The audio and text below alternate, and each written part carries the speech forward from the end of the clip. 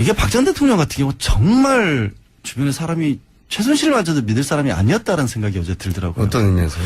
이게 가장 쉽게 박 전 대통령 입장에서 유일하게 풀어나갈 수 있는 건 결국에 최순실이 자기가 덮어쓰는 거거든요. 가져가는 거거든요. 최순실도 그럴 수는 없죠. 지금. 아니 왜 그렇게까지 40년을 옆에서 자기 스스로 특별한 인연이라고 했고 그렇다고 하더라도 대신 형을 살 수는 없죠. 아니 대신 살아나는 게 아니라 어차피 최순실은 벗어나기 어렵잖아요 지금 상황은. 그렇다 하더라도 형량을 조금이라도 줄이고 싶죠. 사람이니까. 내가 주도적으로 했다라고만 하면 될 거 아니야. 어차피 공범이니까. 둘 다 안 했다고 하는 거죠 지금. 그러면 답이 안 나오죠. 그럼 중형을 갈 수밖에 없잖아요. 둘 다 알잖아. 중형인 거죠 지금. 딜레마인 거죠 지금. 그러니까 오늘 아침에 한 언론사에서 이제 안종범 수석의 56건 수첩 중에 두 번째로 뽑아냈던 39건 수첩을 입수를 해가지고 그 내용을 또 공개를 했더라고요. 네. 그걸 보면 안종범 수석에 얼마만큼이나 박 전 대통령이 삼성도 그렇고 정말 빙상 승마 정유라와 관련된 부분을 정말 꼼꼼하게 적어놨더라고요. 실록이에요, 실록. 그러니까 네. 그게 결국에는 이재용 부회장의 영장을 그걸로 인해서 떨어졌다는 게 명확해 보이는데 똑같은 얘기가 박 전 대통령 그대로 적용될 수밖에 없거든요. 네. 그런 상황에서 왜 이렇게까지밖에 못 막느냐? 왜 안종범 수석 같은 경우 다른 재판에서 이미 다른 변호인들한테 다 입수해서 봤을 거라고요. 유영하 그렇죠. 변호사도 알 거 아니에요. 왜 내가 화를 내고 있지? 그건 모르겠습니다. 이렇게 변호인으로서, 그러니까 소위 변호사로서 전문가적인 관점에서 봤을 때 너무 답답한 피의자인 거죠, 지금. 그렇죠. 네.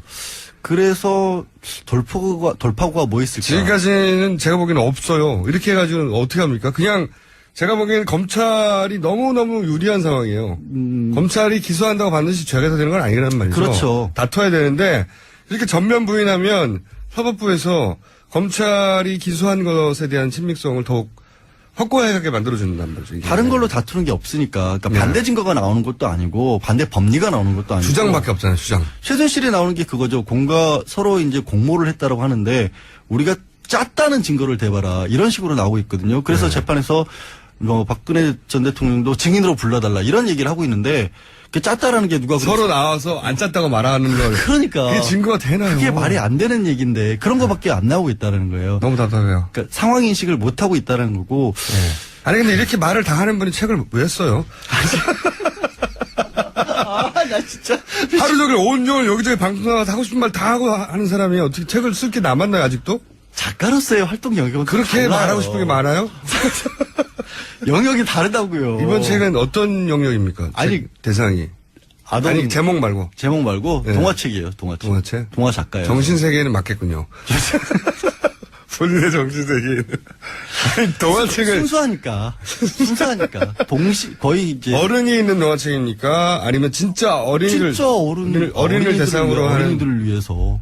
그러니까 어린이의 눈높이에 맞춰서 어린이가 이런 걸 좋아하지 않을까 하는 동화를 쓴 거예요? 그렇죠. 절대 안 팔리겠네요. 왜 또? 종편에서 이렇게 험악한 얘기를 하는 분이 애들한테 동화를 써가지고 어떻게 잘 팔립니까 그게? 제가 마음이 순수하다는 걸 아직도 말도 못 안 되는 느끼세요. 책이네요. 근데 하려던 얘기가 있었는데 지금 이게 정말 황당한 얘기긴 한데 박 전 대통령의 그런 상황을 깰 수 있는 실현 가능성은 없지만 한 가지 방법이 돌파구가 하나 있어요? 돌파가 네. 유일한 게 있어요. 뭡니까? 사실 독방에서 합방을 시켜야 돼요. 다른 사람들. 현실 세계로 현실 내려와라. 세계로 들어와야 돼요. 네. 그러니까 그 안에 있으면서 7명하고 있고 그렇게 되면 혼자만의 가둬져 있는 세계 있잖아요. 여태 뭐 그 주변 사람들에게도 진면목을 안 보이고 정말 가까운 인간적으로 탁 터놓고 자연인 대 자연인으로 이런 일이 벌어졌다고 말해줄 사람이 지금까지 단 한 명도 없는 것 같아요. 없죠. 네. 그러니까 그거를 깨지는 기회를 본인은 고통스러울지 모르지만 네. 그 방법만이 저는 사실 유일한 방법이고 인간적인 면에 있어서 가능성이 약 3% 정도 봅니다. 그렇다 하더라도 그렇게 될 가능성은. 그래도 그거밖에 없어 보여요. 그러니까 이게 뭐 지금 재판을 받는 과정이어서건 아니면 앞으로 형벌을 만약에 유죄를 받는다라고 하면 형벌을 받는 과정에서건 인간으로서 제대로 본인의 어떤 문제를 깨달을 수 있는 유일한 기회는 그나마 다른 사람들과 섞여 있으면서 생활하는 방법밖에 없을 것이다. 근데 그게 하필 굉장히 특성 공간인데 그게 되겠어요? 그게 좀 일상 공간도 어렵죠. 아니고. 아니 일상 공간이 아니니까 오히려 될 수도 있다고 봐요. 저는 지난번에 그 땅콩 회항 사건 때 네. 그 사람은 같이 있었잖아요. 네. 같이 있었으면서 생각보다 많은 걸 깨달았다. 얼마만큼이나 될지는 모르겠지만 그럴 수 있다고 그럴 봅니다. 수 있다라고 봐요. 근데 저는. 그 경우보다 더 극단적인 경우잖아요. 그분이야, 물론 재벌이고, 만나는 사람도 제약이 있었겠지만, 인간적인 관계를 유지하고 있었을 거 아니에요. 다른 그렇죠. 사람들. 어느 친구도 정도는. 있고. 근데 이 경우는 그것도 없는 거거든요.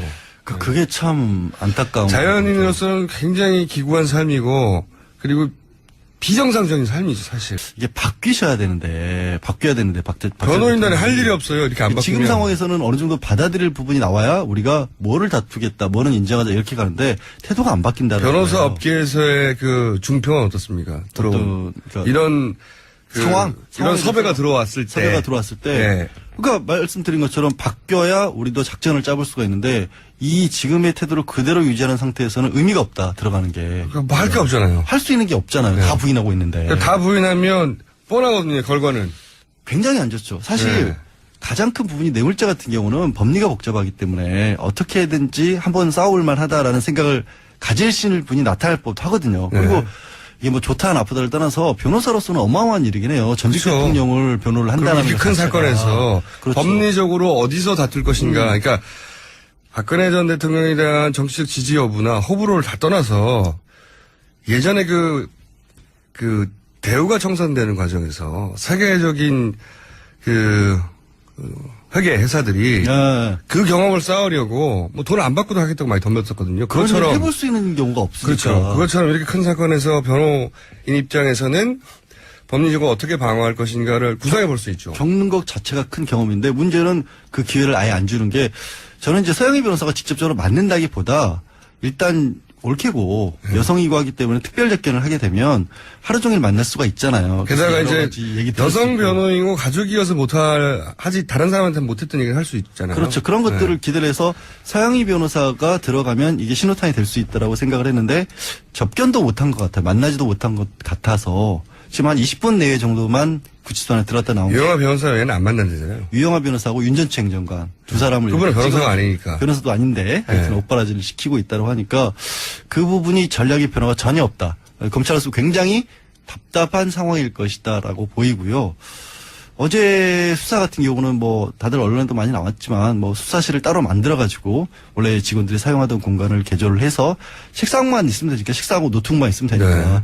한홍재 부장검사 들어갔고 여성 수사관 한 명 들어갔고 보조하는 검사 들어갔고 얘기 드린 대로 유영아 변호사만 옆에서 앉아서 대동을 예. 했다라고 해요. 근데 이 부분도 문제가 그런 부분을 조금 헷갈리시는 것 같아요. 그 변호사를 9명을 선임을 했다라고 하니까 9명이 굉장히 많이 선임한 거는 맞아요. 예. 근데 보통의 경우 큰 사건은 팀 단위로 선임을 하는 거거든요. 그렇죠. 사실은. 맞습니다. 그러니까 유명한 변호사라고 하는 사람이 혼자 다를 일을 하는 게 아니라 변호사 혼자 절대 커버할 수가 없죠. 그렇죠. 네. 그 사람이 있고 뭐 법리 검토하는 밑에 보조하는 변호사가 있고 판례들을 찾아본다거나 아니면 사면들을 검토하거나 이렇게 팀 단위로 이루는데 그 전에도 이미 9명이 뿔뿔이 변론을 했던 것 같아요. 각자 제대로 회의도 안 되고. 그러니까 저는 헌재 때도 그랬지만 헌재 때도 보면 헌재 참여했던 변호인으로 참여했던 분들이 의견이 갈리고 그렇죠. 마지막 최후 변론할 때 순서 가지고 다투고 그러잖아요. 그렇죠. 뭐 답변서를 이게 말이 안 되는 거거든요.